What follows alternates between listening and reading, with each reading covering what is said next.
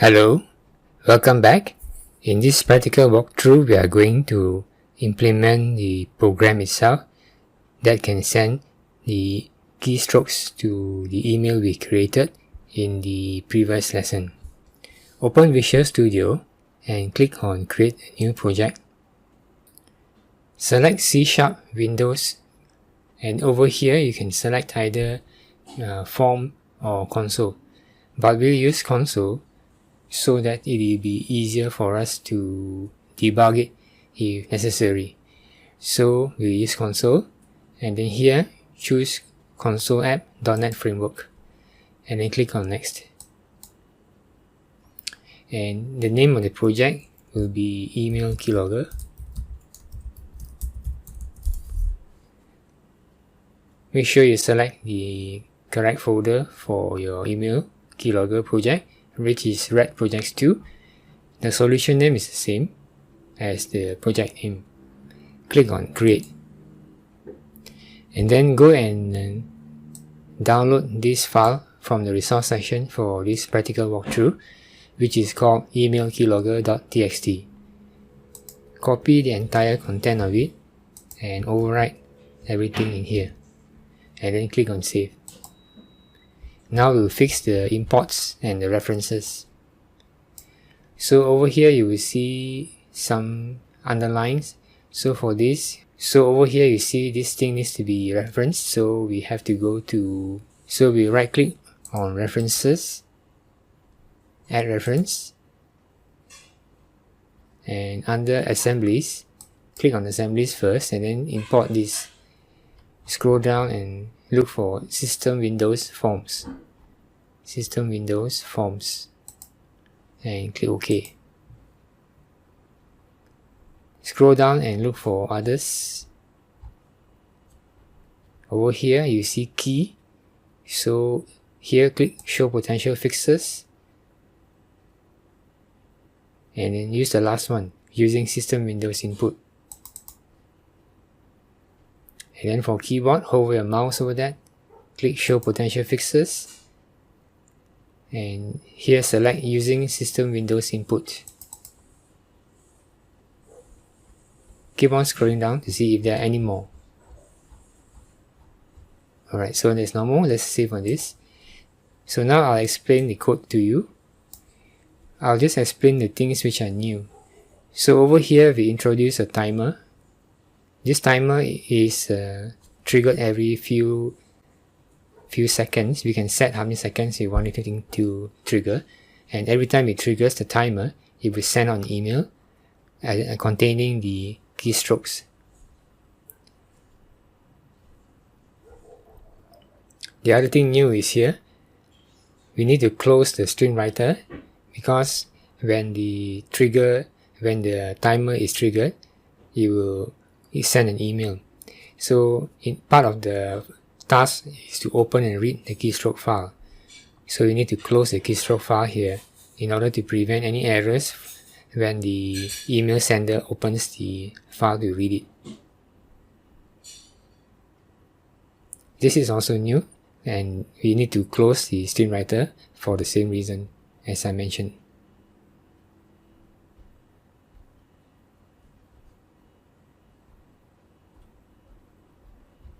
This is all the same, no difference. And this is something new here. So here is where we need to create the handler for the timer event. So the timer event is being initialized up here.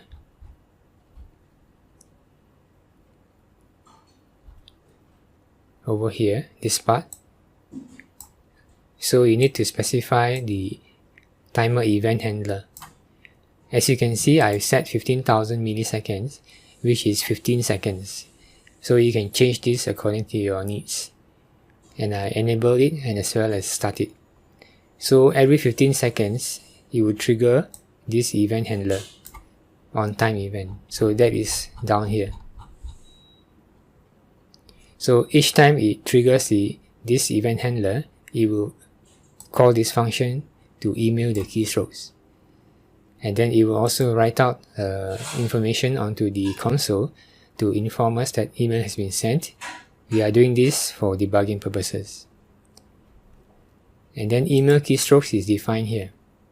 So this is something new. So we create a string file path to let the function know what is the name of the keystroke file.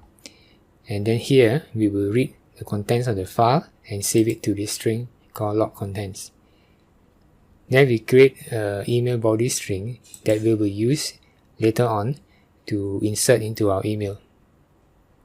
Then we fetch the time now by using this datetime class. And then we create a title for our email, which is called message from keylogger. Of course, if it is a real production environment, a real environment where you're testing, we will not mention something like this. You will of course say something more discreet. And then over here we get the DNS object because we want to extract all the IP addresses that is stored on the target computer. So that's why we need to do this. Over here we are using the object which we created there and looping through it to get every address that is available. And then we create a string called the email body. The email body was created up here, so we're just appending all the addresses to it using the append operator. And then here we append the username to the email body, and here we append the date and time to the email body. Here we append the log contents to the email body. So this log content is the content of the keystroke txt file, which we read up here. Over here, this is where we create an object to connect to our Gmail server. So we're using an SMTP class to do that. And Gmail uses port 587 for sending emails. And over here, we create our mail message object. And then from here onwards, we are just appending our emails to it as well as the messages to it. So here we have to change this to your email account. So remember, I asked you to save this in a file. So now we have to use it. So it will be different for yours, of course. So just replace this with your email over here, as well as over here. And then over here, you will create the subject for the mail message. The subject is over here, which we created, and also enable SSL for encryption, otherwise it will fail. And down here is where you put your email and your password. So you need to paste your email and the password. My password is this, so you use yours accordingly.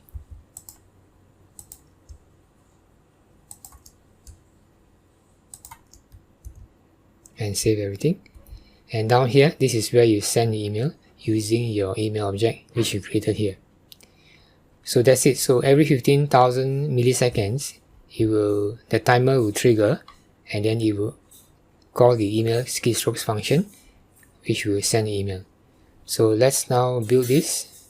You can put a release build and click save everything and click on build, rebuild email keylogger. And you can see rebuild all succeeded. So that is all for this practical walkthrough. In the next video, we are going to test it out. So I'll see you in the next one. Thank you for watching.